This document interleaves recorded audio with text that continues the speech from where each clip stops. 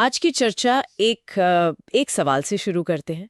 इस भागदौड़ और शोर शराबे वाली दुनिया में मन की शांति और सच्ची समझ का रास्ता क्या है? हमारे हाथ आज सोनू कुमार की लिखी किताब द लेजेंड माइंड के कुछ हिस्से लगे हैं और लेखक का दावा है कि ये किताब एक आई ओपनर है। और ये दावा वो पहले पन्ने से ही करना शुरू कर देते हैं। मतलब किताब का अंदाज ही बहुत अलग है।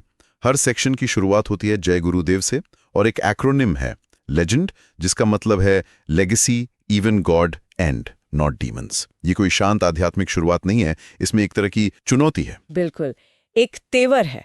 ऐसा लगता है जैसे लेखक कह रहे हैं तैयार हो जाओ, क्योंकि जो तुम पढ़ने वाले हो वो तुम्हारी सोच को हिलाकर रख देगा। ये लेजेंड वाला एक्रोनिम तो अपने आप में ही काफी नाटकीय है। आज हम इसी किताब के 6 अध्याय में गहराई से उतरने वाले हैं। शीर्षक है थिंक लाइक अ मंक्स, यानी एक साधु की तरह सोचें। मेरे मन में तो पहला सवाल यही आया कि क्या ये आज की जिंदगी में मुमकिन भी है? यही तो सबसे दिलचस्प सवाल है। और लेखक का जवाब सिर्फ दार्शनिक नहीं बल्कि बहुत प्रैक्टिकल और थोड़ा विवादास्पद भी है। किताब की विषय सूची देखें तो इसमें आत्मसुधार से लेकर ब्रह्मांड की उत्पत्ति और राष्ट्र निर्माण तक की बातें हैं। तो एक साधु की मानसिकता पर यह अध्याय उस बड़ी तस्वीर का एक अहम हिस्सा है। एक तरह से ये वो नींव है जिस पर लेखक अपनी पूरी फिलॉसफी की इमारत खड़ी करना चाहते हैं। तो चलिए इस नींव की पहली ईंट को उठा के देखते हैं। तो चलिए इसे खोलकर देखते हैं।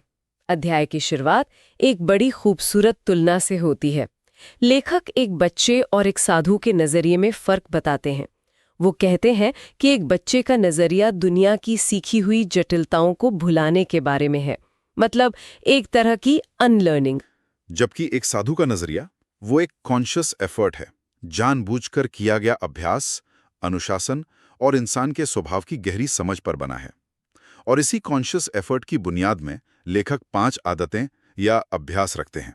ये वो 5 स्तंभ हैं जिन पर एक साधु की मानसिकता टिकी होती है। पहला कौन सा है? पहला है वैराग्य, डिटैचमेंट। अब ये शब्द सुनते ही हमारे दिमाग में सब कुछ छोड़-छाड़ कर हिमालय पर जाने की तस्वीर आती है। लेकिन लेखक इसे बिल्कुल अलग तरह से समझाते हैं। उनके लिए वैराग्य का मतलब चीजों को छोड़ना नहीं है, बल्कि चीजों को ये इजाजत न देना है कि वो आपकी खुशी या पहचान को कंट्रोल करें।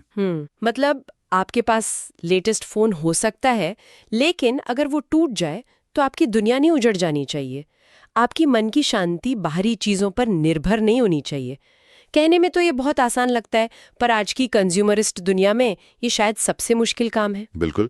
और इसी मानसिक आजादी के लिए जमीन तैयार करता है दूसरा अभ्यास, शांति और एकांत, स्टिलनेस एंड सॉलिट्यूड।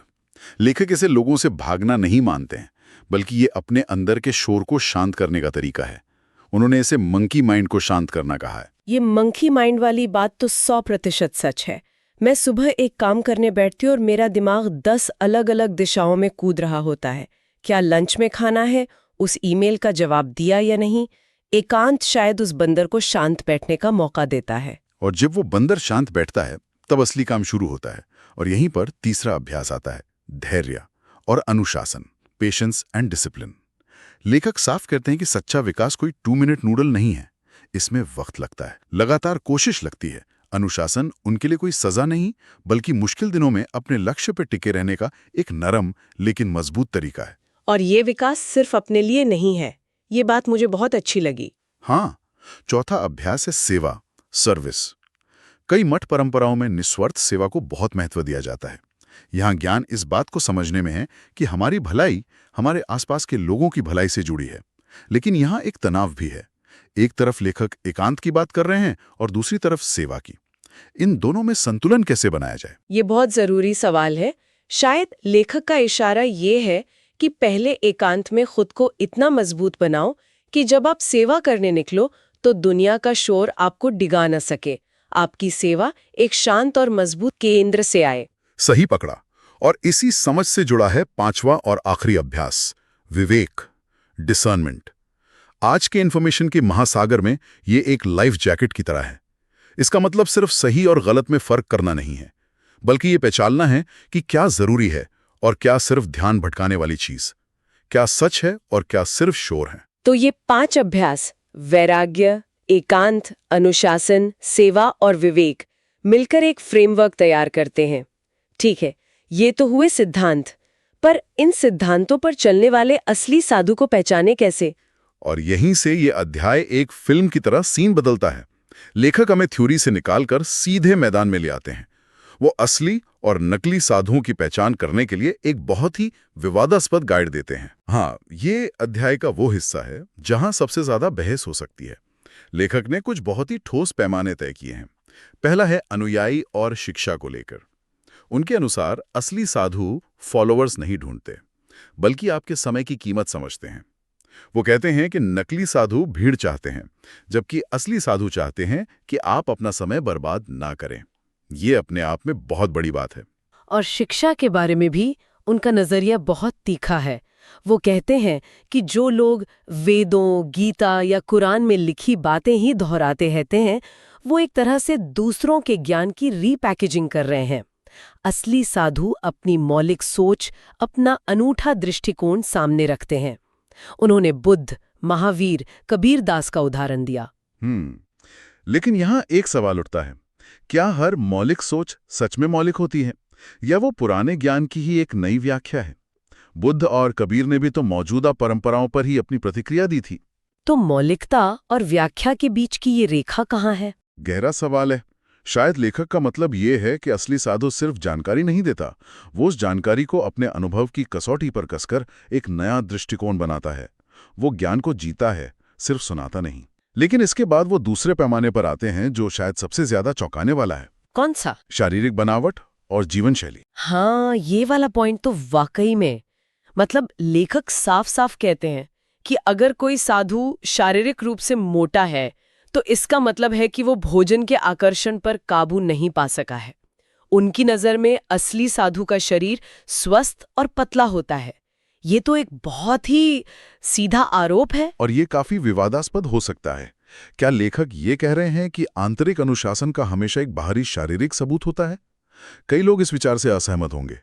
ये हमें सोचने पर मजबूर करता है कि हम आध्यात्मिकता को किन पैमानों से मापते हैं।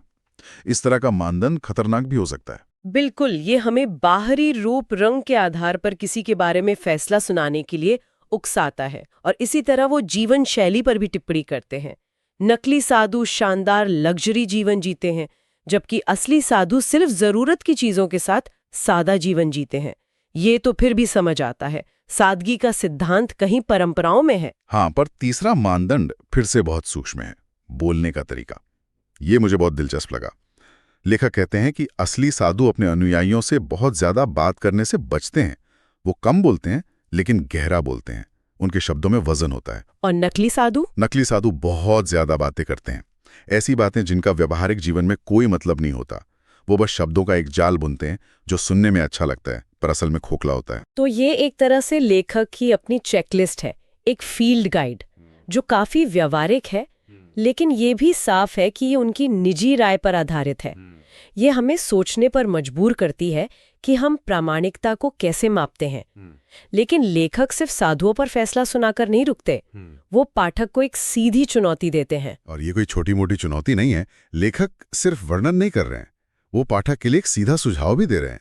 उनका सुझाव है कि हर किसी को अपनी जिंदगी में 1 से 3 साल तक अकेले रहना चाहिए। 1 से 3 साल, आज की कनेक्टेड दुनिया में ये तो लगभग सजा जैसा लगता है। इसके पीछे तर्क क्या है? लेखक कहते हैं कि एकांत का ये समय आत्म सशक्तिकरण की ओर ले जाता है, सेल्फ एम्पावरमेंट। ये वो शक्ति है जो अंदर से आती है, किसी बाहरी मोटिवेशनल स्पीकर की तरह नहीं जिसका असर 2 दिन में खत्म हो जाता है। श्रोत में एक बहुत ही शक्तिशाली लाइन है। लेखक कहते हैं कि ये अनुभव आपको चार्ज अप कर देता है। आप अपनी आत्मा को शरीर के साथ चार्ज करते हैं। ये एक टेम्पररी बूस्ट नहीं है। बिल्कुल, ये आपके ऑपरेटिंग सिस्टम को ही अपग्रेड करने जैसा है। इस 1 से 3 साल के मॉन्क फेज के बाद आपको किसी बाहरी प्रेरणा की जरूरत नहीं पड़ती, क्योंकि आप खुद ही शक्ति का स्रोत बन जाते हैं। लेकिन क्या लेखक सच में चाहते हैं कि हम सब कुछ छोड़कर गुफा में चले जाएं, या इसका कोई और मतलब है? मुझे लगता है ये शाब्दिक से ज्यादा मेटाफोरिकल है। शायद इसका मतलब है कि अपनी जिंदगी का एक हिस्सा सिर्फ और सिर्फ खुद को समझने में लगाओ, अपनी कमजोरियों और ताकतों को जानने में। दुनिया के शोर से कटकर अपनी अंदरूनी आवाज को सुनना सीखो। बिल्कुल। और यहाँ लेखक एक और दिलचस्प बात जोड़ते हैं। वो कहते हैं कि वो उन साधुओं का समर्थन करते हैं जो स्थिर नहीं है और नई पीढ़ी के साथ बदलते हैं। वो ऐसे साधु नहीं चाहते जो अतीत में जी रहे हों, बल्कि वो जो समय के साथ संतुलन बना के चलते हैं। ये परंपरा को आधुनिकता से जोड़ने की एक साहसी कोशिश है। तो इन सब का क्या मतलब है? इस अध्याय में हमने एक पूरा सफर तय किया है। हमने एक साधु की मानसिकता के 5 मूल सिद्धांतों से शुरुआत की: वैराग्य, एकांत, अनुशासन, सेवा और विवेक। फिर हम प्रामाणिकता की पहचान करने के लिए लेखक की बहुत ही विवादास्पद गाइड तक पहुंचे, और अंत में आत्म सशक्तिकरण के लिए एकांत में रहने की एक बहुत बड़ी चुनौती का सामना किया। ये सब किताब के बड़े विषय थर्ड आई ओपनर से जुड़ता है। यह अध्याय सिर्फ एक साधु के बारे में नहीं है, बल्कि यह उस तीसरी आंख को खोलने का एक तरीका है। ये गहरी अंतर्दृष्टि पाने का एक जरिया है जिसे लेखक सुझा रहे हैं। हर सिद्धांत, हर मानदंड और हर चुनौती उसी एक मकसद की ओर ले जाती है। चीजों को वैसे देखना जैसी वे हैं, न कि जैसी वे दिखती हैं। और अध्याय 1 सीधे सवाल के साथ समाप्त होता है, जो किसी फिल्म के आखिरी सीन की तरह दर्शकों को सोचने के लिए छोड़ देता है। आप अपने जीवन में एक साधु जैसा अनुशासन लाने के लिए कौन सी एक दैनिक आदत डाल सकते हैं? और हम भी इसी विचार के साथ इस चर्चा को समाप्त करना चाहते हैं। ये सवाल बहुत शक्तिशाली है, क्योंकि ये उस बड़े और डरावने लक्ष्य को, यानी एक साधु की तरह जीना, एक छोटे करने लायक कदम में तोड़ देता है। किताब 1 से 3 साल के एकांत जैसे बड़े, जीवन बदलने वाले कदम का प्रस्ताव करती है, लेकिन यहाँ लेखक खुद ही पूछ रहे हैं कि सबसे छोटा पहला कदम क्या हो सकता है। तो सवाल ये नहीं है कि क्या कल से साधु बना जा सकता है। सवाल ये है कि इस तरह की आंतरिक स्पष्टता की ओर सबसे छोटा संभव कदम क्या हो सकता है। क्या वो सुबह उठकर 5 मिनट का मौन है? क्या वो सोशल मीडिया पर किसी एक बहस से वैराग्य का अभ्यास करना है? या बिना किसी उम्मीद के किसी की मदद करना है? और वो एक छोटा कदम अगर हर रोज उठाया जाए तो आखिर क्या बदल सकता है?